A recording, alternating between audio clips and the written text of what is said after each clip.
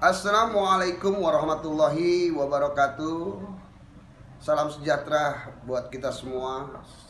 Sehat selalu buat sobat-sobatku, saudara-saudaraku. Wabil khusus umat muslim, karena saya juga muslim. Semoga kita dalam keadaan sehat walafiat dan menyongsong puasa Ramadan yang tinggal 2 hari lagi.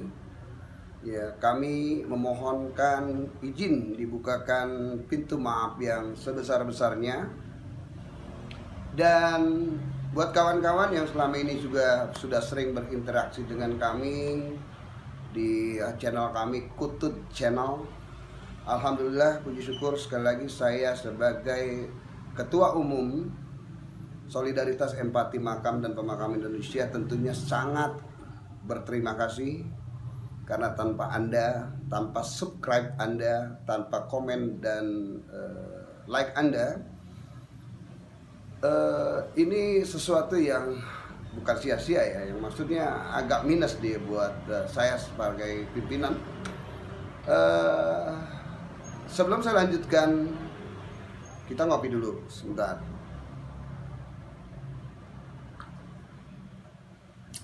Oke, buat teman-teman yang belum subscribe, mohon untuk bantu kami untuk subscribe dan memberikan komentar terkait channel kami yang selalu memberitakan tentang lahan makam, tentang kematian.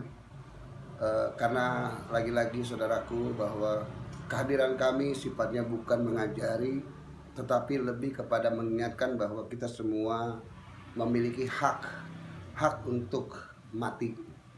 Ya, kita akan berpulang. Saudaraku, sedikit saya mau bercerita terkait tentang kegiatan kami 5 hari yang lalu sampai hari ini, bahwa kami juga alhamdulillah sudah berziarah ke makam orang tua kami, dan alhamdulillah di situ juga kami memantau beberapa makam-makam yang memang diziarahi oleh masyarakat yang cukup antusias luar biasa. Dari anak, istri, ponakan, semuanya yang mungkin merasa kakeknya dimakamkan di situ, neneknya dimakamkan di situ, di tanah wakaf itu dan sebagainya. Mereka itu luar biasa mendoakan almarhum maupun almarhumah maupun orang-orang yang dimakamkan di wakaf tersebut.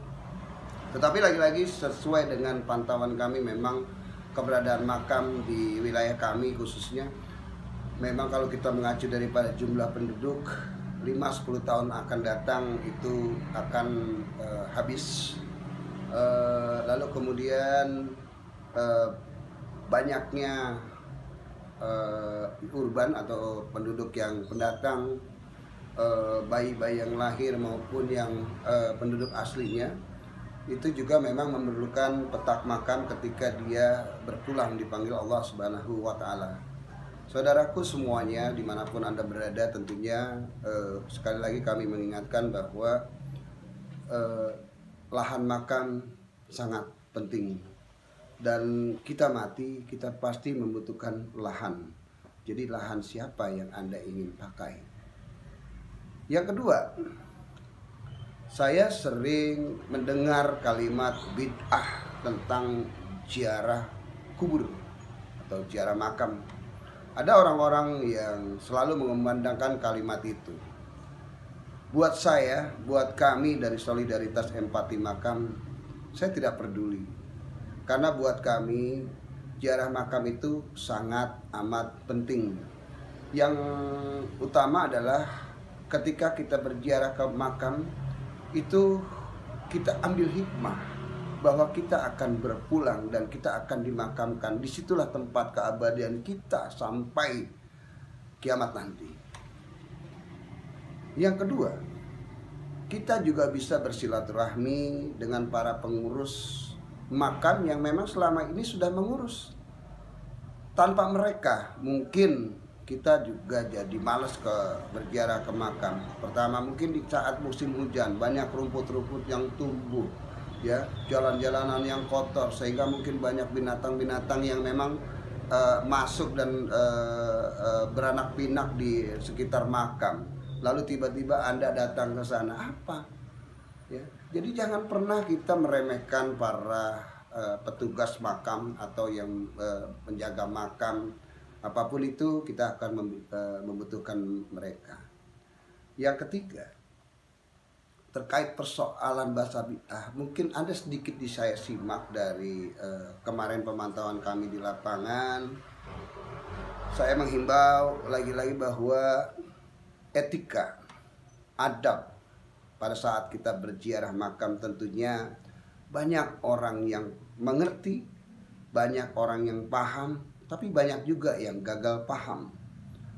Contoh soal, banyak dari orang-orang pada saat dia berziarah, kadang-kadang karena itu adalah makam kakeknya, karena itu makam orang tuanya, kadang-kadang duduk di nisannya, kadang-kadang bercanda, kadang-kadang mengupload foto yang berlebihan. Mohon maaf saudaraku, mungkin itulah yang dimaksud bahasa bid'ah. Cukup kita bagaimana dengan etika dan santun kita ke makam, memberikan bacaan Fatihah, suratul Fatihah, dan membersihkan makam. Dan kalau bisa juga itu memang bukan hanya setahun sekali menjelang Ramadan atau satu hari setelah Idul Fitri, ya, bukan itu. Karena kita juga harus melihat ketika kita berada di makam, oh iya, makam ini luasnya kurang lebih 5.000 meter, dan hari ini keberadaan makam di sini pun sudah penuh. Dan makam ini bukan makam Anda. Makam ini adalah makam wakaf seseorang yang diwakafkan, yang diperuntukkan untuk keluarganya, untuk tetangganya, kerabat dekatnya yang ada di seputar makam. Hari ini makam itu sudah penuh. Lalu makam itu untuk yang mewakafkan tanah tersebut memiliki anak, cucu, dan cicitnya yang hari ini bertumbuh luar biasa banyaknya jumlah, ya. Dan mereka juga akan mati, akan meninggal. Lalu mereka bertanya, di mana mereka nanti akan dimakamkan ketika saat ini sudah penuh. Contoh, hari ini kami dari Solidaritas Empati Makam, kami berada di Kota Tangerang Selatan, Provinsi Banten. Ya, kami memang saat ini lebih ke fokus untuk ke wilayah Tangerang Selatan dulu, yang dimana tempat kelahiran kami. Kami akan mencoba untuk mengecek secara up to date keberadaan makam dan jumlah penduduk yang kita bisa kalkulasikan ke depan. Berapa sih petak makam yang harus kita butuhkan. Dan alhamdulillah kami juga sudah bertemu beberapa petinggi di pemerintah kota yang memang tugasnya untuk terkait persoalan pemakaman. Mudah-mudahan ke depan mereka juga mau berkolaborasi dengan kita atau bermitra, bekerja sama. Ayo kita bangun sama-sama. Kita tidak lagi menjustis siapapun, tetapi bagaimana kepentingan masyarakat adalah di atas segalanya. Tidak ada yang terhebat di antara kita. Dan tentunya mengacu kepada pembangunan yang memang luar biasa pesatnya, dan ini juga harus kita perhitungkan untuk kebutuhan ketika orang-orang yang meninggal nanti di mana kalau semua lahan dibangun. Dan lagi-lagi saya ingatkan juga buat saudaraku semua yang tadi saya katakan di makam itu sudah penuh. Lalu Anda yang berziarah hari ini melihat itu, di mana makam Anda nanti? Oke, buat Anda akan ada. Di kelahiran tahun 70, 80 masih bisa untuk 5-10 tahun lagi mungkin Anda meninggal, Anda bisa menumpuk jasad makam orang tua Anda dan sebagainya. Bagaimana dengan cucu-cucu, cicit-cicit Anda ke depan? Bagaimana dengan mantu Anda yang memang dasarnya bukan muhrim? Tentunya nggak bisa di situ. Sementara kakaknya sudah berubah ke wilayah yang ada. Lalu bagaimana orang-orang pendatang uji urbanisasi yang di kota kami yang kebetulan juga memang akhirnya beranak pinak di sini tanpa disadari, ketika meninggal itu luar biasa. Maka apa yang terjadi? Semua orang ingin dimakamkan di makam yang lokasinya nggak jauh dari rumah. Tapi kadang-kadang ironinya, ketika ada satu tempat lahan kosong yang ingin dijadikan makam, mereka nggak sepakat itu jadi makam. Di wilayah kami 20 tahun yang lalu, ya, makam-makam kami itu masih pada kosong. Karena jumlah penduduknya 20 tahun lalu saja itu jumlah kita baru ratusan ribu. Dan hari ini jumlah penduduk kami udah 1,7 juta orang. Makamnya tidak pernah bertambah. Nah, lalu di mana? Sementara penduduknya begitu pesat, makamnya nggak pernah bertambah, maka ini akan menjadi dilema ke depan. Ya, begitulah saudaraku. Jadi kehadiran kami dari Solidaritas Empati Makam tentunya hanya sekedar untuk mengingatkan bahwa kita akan berpulang dan kita mati. Buat teman-teman yang mungkin barangkali sudah memiliki wakaf atau makam sendiri secara keluarga, ya buat kami itu tidak menjadi satu persoalan. Yang jadi persoalan adalah buat kita yang menumpang selama ini, ya, di makam wakaf orang lain, berharap kita akan dimakamkan di sana. Karena apa? Karena mungkin keluarga-keluarga kita sebelum-sebelumnya juga sudah di sana. Gitu loh. Nah, ini kalau ada orang yang bilang, ngapain ziarah kubur? Itu bid'ah.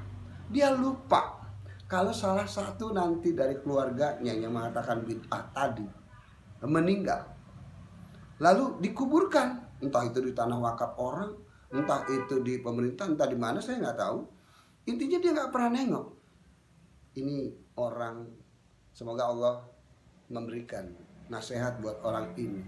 Kita jangan egois, saudaraku, menitipkan jasad, ya, daripada saudara kita, orang tuanya kita yang mati, kita nggak pernah nengokin.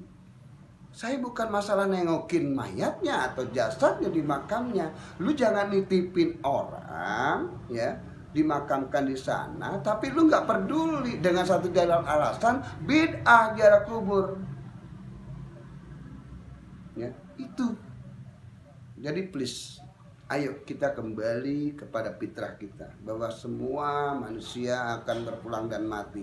Saya menghargai di negara kita dengan kebinekaan kita, keragaman bermacam agama, yang dalam prosesi pemakaman orang meninggal itu berbeda-beda, kita menghargai.